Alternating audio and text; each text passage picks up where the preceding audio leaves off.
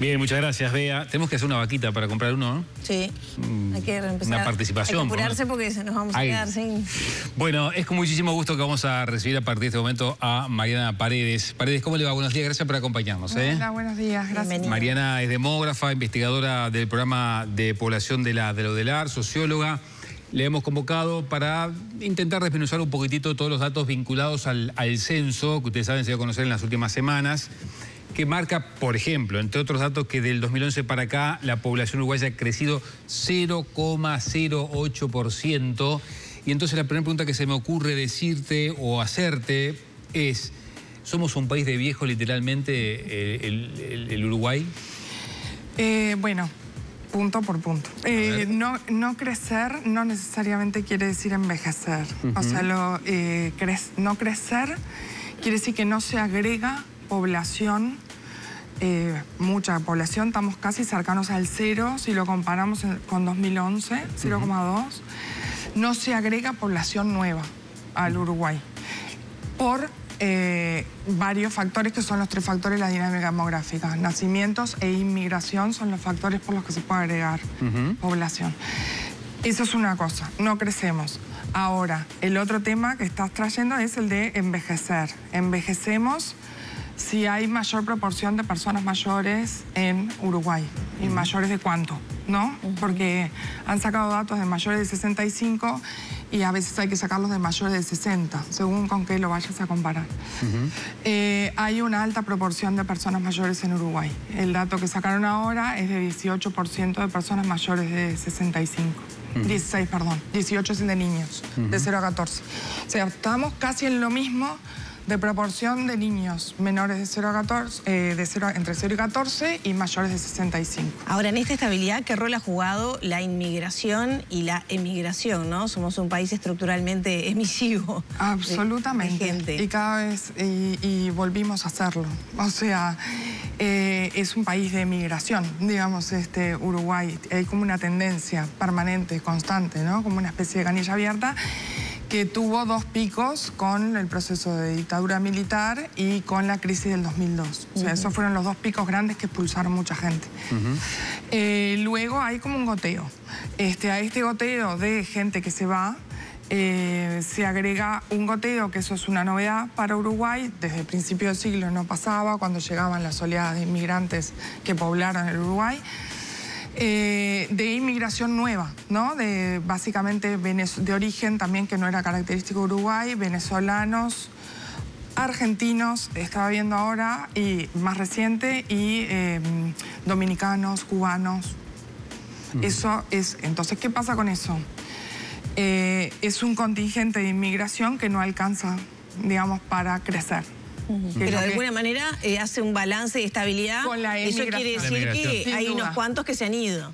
Hay unos cuantos que se han ido, hay unos cuantos que han venido y se han ido, sobre todo cubanos, o sea, gente que vino y se volvió a ir, y hay otros que se quedan. Los que se quedan compensan a los que se van y estamos en un saldo cercano a 0 de migración. Claro. O sea, eso ayudó a que no creciera menos todavía la población por el componente de migración. Claro, porque los nacimientos son muy pocos, de alguna manera... Son muy pocos. Exactamente, esta migración. ¿Cuáles, advertís después de los datos que se conocieron, son las principales dificultades que tiene el Uruguay como sociedad? Yo no sé si el Uruguay tiene dificultades como sociedad respecto a esto. O sea, a veces hay discursos un poco catastrofistas, ¿no? De que no crecemos o qué vamos a hacer, cómo vamos a sostener esto. Como que no alcanza la población activa para sostener a la población pasiva. Clásico, pero también está como contaminado un poco de lo que llamamos activo y pasivo. Porque también llamamos pasivo a una persona que está jubilada, ¿no? Y la vejez hoy no es lo mismo que lo que era ayer. Entonces una persona de 60, 65, en este contexto de las nuevas reformas, también puede seguir trabajando si quiere, digamos.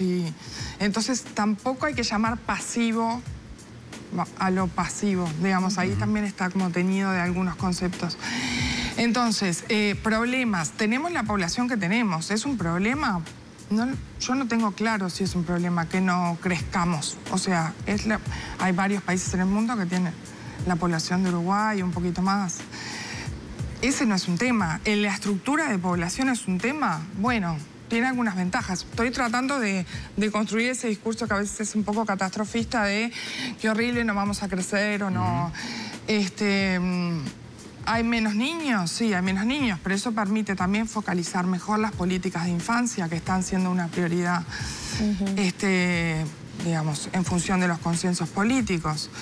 Lo que sí falta en este país son políticas de vejez, porque, digamos, tenemos una gran población de personas mayores que no son necesariamente pasivos en el amplio sentido del término, no están en la casa sentados, digamos, y tienen un rol muy importante en muchos ámbitos de la vida, digamos, económicos, de cuidados, digamos, de integración a la sociedad de distintos ámbitos. Y no se están pensando las políticas para personas mayores como si se están tratando de articular las políticas para niños.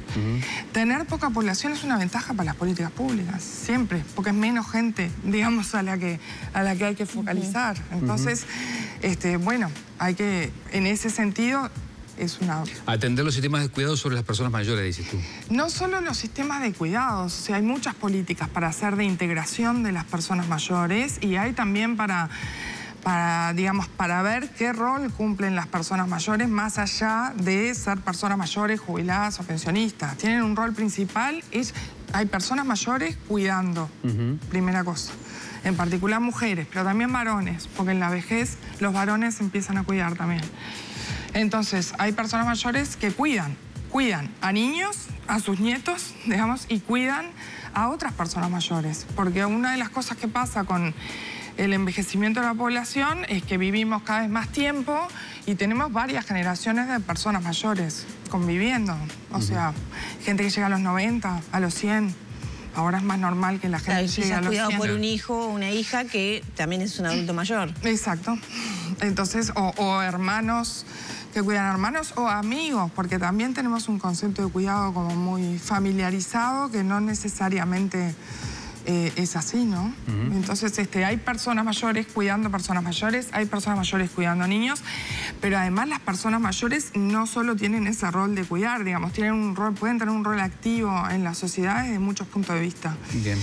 Y en ese sentido hay mucho por trabajar. Que se vaya despoblando cada vez más el interior y sobre todo las zonas rurales, demográficamente y comparativamente con otros países, ¿cómo está el Uruguay? Y está despoblado en las áreas rurales, pero esto tampoco es una novedad. O sea, está en un punto porcentual más despoblado de lo que estaba en el 2011, de 5 a 4 bajó.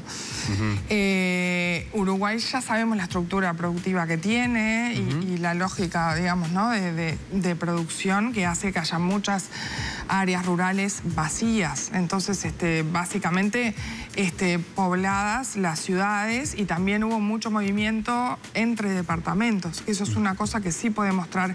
Digo, el censo muestra muchos datos, pero estos datos solo los muestra el censo, porque es un instrumento de cobertura total en el país y entonces releva todos los datos de todos los departamentos. Entonces ahí se puede ver qué gente se movió para qué lugares, digamos.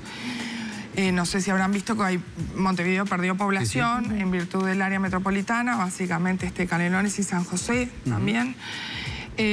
Por otro lado, Maldonado y Rocha, toda la costa. ¿Qué explica ese fenómeno? Bueno, Rocha siempre fue un misterio para los demógrafos porque también tenía estructuras, cuando empezamos a hacer los mapas en el programa de población también tenía estructuras raras, familiares, pero Maldonado sí es muy explicable, o sea, Maldonado es muy explicable por el turismo. Maldonado es receptor de migrantes de zonas aledañas, o sea, La Valleja, 33 que ha perdido población, incluso Rocha. Pero también. Porque encuentran allí nuevas fuentes laborales. Trabajo, sobre todo de jóvenes que encuentran trabajo. Bueno, otro papel es el tema de la universidad, ¿no? La universidad, que eso hay que medirlo bien, se ha ido también dispersando en el interior y está el CURE en el este. Entonces ahí también habría que ver cuánta gente se fue a estudiar el CURE. Y a la gente le gusta la playa. O sea, entonces también hay un tema de inmigración. Y otra cosa que hay que ver, que debe ser seguro muy alto y todavía no lo podemos ver, es la cantidad de argentinos que se instalaron en Maldonado, ¿no? Sobre todo empujados con la pandemia, ¿no? La pandemia y otras razones políticas, económicas del país. Sí, exacto. ¿Qué pasa mirando la zona metropolitana, pero hacia el oeste, hacia San José? Sí. ¿Qué fenómeno explica eso? Porque pienso Montevideo es una ciudad, la capital, tiene mucha población, pero tampoco es tanta a nivel de escala mundial y todavía hay zonas que no están abarrotadas de gente o que están medias despobladas y que tienen toda la infraestructura urbana de saneamiento, agua, etcétera. Sí, en San José tenemos entendido, pero eso lo tenemos que estudiar bien en el programa de población y un proyecto para estudiar eso, que varios contingentes de inmigrantes, sobre todo cubanos, se han instalado en localidades de San José, San Javier, sobre todo el Santoral. Vieron que, bueno, el Santoral es Canelones, pero la parte de San José, hay ciudades de San José, Ciudad del Plata, o ciudades, como puntos concretos donde se han ido instalando poblaciones inmigrantes en alguna medida. Eso también es un fenómeno relativamente nuevo. Nuevo que lo vamos a estudiar ahora. Y esas personas ven más viable, digamos, vivir allí, pero venir a trabajar a Montevideo todos los días. Sí. ¿Qué explica eso? Es más barato. Digamos, la posibilidad de adquirir una vivienda de repente también es más fácil y bueno, redes, muchas veces hay localizaciones por redes, ¿no?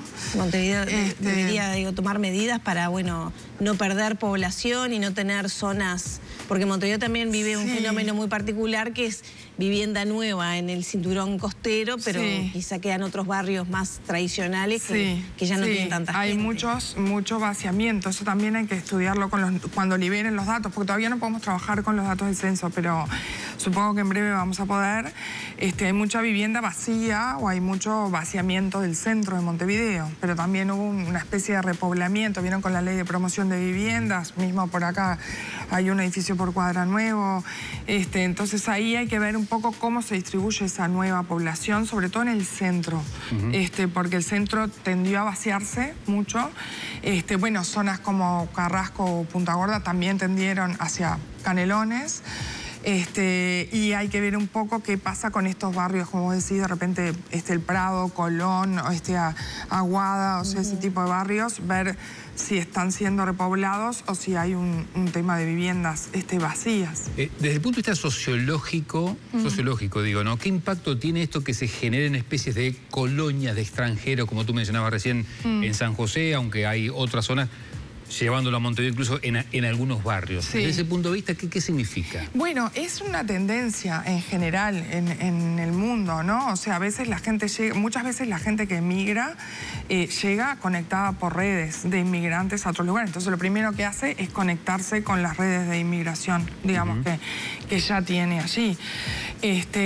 No quiere decir con eso que generen un gueto, digamos, ¿no? O sea, la integración de la población inmigrante, eso es una línea de estudios en el programa de población, es bastante buena en Uruguay, o sea, se integran en la sociedad, aunque la población uruguaya sigue teniendo cierto prejuicio con la inmigración, pero de todas formas, pero de todas formas, esa cuestión que en otros países se ve más de que nos van a sacar el trabajo o vienen a, digamos, mucho menos que en otros lugares. Yo ahora vengo de Colombia y con los venezolanos que vinieron a destrozar todo, ¿no? Digamos, pero no es el caso uruguayo. Pero no es que Uruguay sea un país hiperabierto, digamos, ha habido encuestas de actitudes hacia la población inmigrante. Y ahí te hablo un paréntesis, ¿qué explica eso cuando somos un país de matriz inmigrante? Bueno, cultural. No es lo mismo recibir inmigrantes de España, de Italia o de Portugal o de Francia que recibir inmigrantes de Venezuela, de Cuba, de Argentina. No creo que sea tan complejo. Es un tema cultural, digamos, o sea, cuánto pertenece Uruguay y el cono sur. América Latina está como muy culturalmente bastante, digamos, dividida, ¿no? No estamos muy acostumbrados a digamos, si vamos a Ecuador, a Colombia, bueno, Brasil no tanto, pero Venezuela y más arriba, ¿no? No estamos tan acostumbrados. Son culturas más distintas a las nuestras. El Cono Sur, Chile, Argentina, Uruguay fueron poblados por españoles, italianos. Y a eso estamos un poquito más acostumbrados y por eso nos vamos también, los que emigran también a España. Claro. Que haya habido un corrimiento de alguna manera de la población hacia la zona, digamos, fronteriza y costa atlántica, ¿puede estar explicado también por un tema económico, que la gente eventualmente busque abaratar los costos de vida en la zona fronteriza del país? Sí, bueno, viste que eso también es bastante volátil, ¿no? Porque hace un tiempo, el año pasado, convenía estar del lado de Argentina y ahora está empezando a convenir estar del lado de Brasil. Entonces puede ser volátil, pero sí, pero puede, y también es muy distinto tener una frontera con un río, aunque esté el puente, que tener una frontera seca, como es el caso de Rivera o de Río Branco, que son casi como ciudades binacionales, como le llamamos, Rivera y Santana y Yaguarón y Río Branco. Entonces, ese tipo de migración digamos, esa sí no la captás, porque el censo lo que hace es preguntar por su residencia los últimos 5 años. Entonces vos lo que vamos a poder estudiar ahora con el censo es lo que pasó hace 5 años. Pero si alguien se fue porque le iba bien en el comercio, digamos, en una zona y después volvió a irse el año siguiente a otra, eso no lo vamos a poder ver. Es cierta volatilidad que puede tener también que ver con emprendimientos productivos, ¿no? Que en su momento fue UPM, ¿no? Las localizaciones y eventualmente del comercio. Pero esa inmigración así volátil, de un año para el otro, de alguien que se fue para allá o para acá, no necesariamente la captás con el censo. Y Mariana, a propósito de estos datos que, bueno, pueden ser reelaborados para tomar conclusiones y elaborar políticas, lo mencionaba la futura ministra de Vivienda, Cecilia Cairo, que el 15,5% de las personas que viven en asentamientos irregulares no fueron censados. ¿Qué valoración hay de esa, ese falta? Es un tema, un gran tema. Pero, a ver, pongamos también puntos sobre las IES. La omisión censal es un dato que existe siempre en todos los censos. ¿De este nivel? En todos los censos vos tenés que una población que perdés, digamos, ¿no? Porque no llegaste, porque no estaba, no porque... La diferencia es que acá es alta, digamos, el 10% es alto.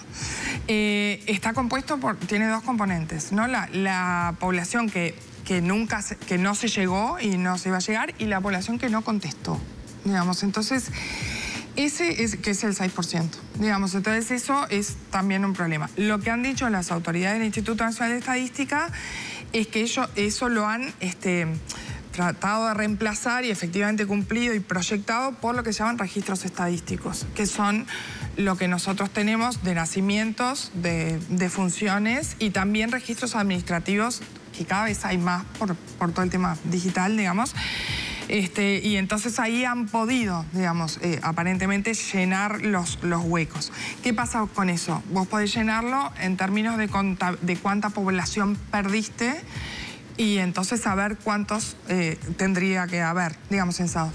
Lo que no llegaste fue con el formulario censal. Entonces, las preguntas, sí podés saber la edad, el sexo y bueno, y con suerte la condición, digamos, de actividad o no. No sabes otras tantas preguntas que se hacen, ¿no? En el censo. Entonces, eso, por ejemplo, las limitaciones, la educación, hay un montón de preguntas, y la condición de la vivienda, todo eso, te lo perdés. No fue un censo completo, digamos, faltaron cosas. Completos los censos, insisto, nunca son. Hay una omisión, que es un dato que siempre hay, pero esa omisión fue parcialmente compensada, digamos, en el término estricto de contar gente, ¿no? De cuántos somos. Es cierto que esa omisión tiene un sesgo, perdón, que era tu pregunta, hacia los niveles socioeconómicos bajos, más bajos y más carenciados. Ahora, como te digo una cosa, te digo la otra. También ha habido mucha información sobre los asentamientos. Entonces eso probablemente se pueda compensar con registros, digamos, que ha habido desde la Intendencia de Montevideo, desde los ministerios, de los asentamientos precarios. Entonces, ya tenemos que cerrar, pero sí, si tuvieras que mencionar 5, no sé, una serie de desafíos que tiene Uruguay de aquí en la siguiente década, ¿cuáles mencionarías que son? Creo, digamos, yo soy, digamos, una estudiosa del envejecimiento poblacional y de las personas mayores. Entonces, la verdad que creo que el primer desafío que tiene Uruguay es explotar en el buen sentido la población de personas mayores que hay, digamos, y generar sobre todo una integración intergeneracional y de todas las edades que no siempre existe, que no siempre hay, digamos. A veces las personas mayores están aisladas y no integradas y pueden tener un rol. El otro desafío es, bueno, si tenemos una población de niños que ha bajado, probablemente podamos mejorar las políticas hacia la infancia en todos los ámbitos, ¿no? En la pobreza, digamos, en la educación, etcétera. Y luego, en relación a los movimientos territoriales, yo creo que eso sí está muy ligado a la lógica de emprendimientos, digamos, ¿no? Que haya y de tendencias de corrientes migratorias que, digamos, que no tengo claro que lo puedas controlar, salvo que generes alguna motivación. Por ejemplo, se benefician de tal cosa las personas que vienen a vivir a tal lugar, ¿no? Y bueno, no sé, sí, más desafíos. Bien. Por ahí. Mariana, muchas gracias por acompañarnos. Dale, gracias a ustedes.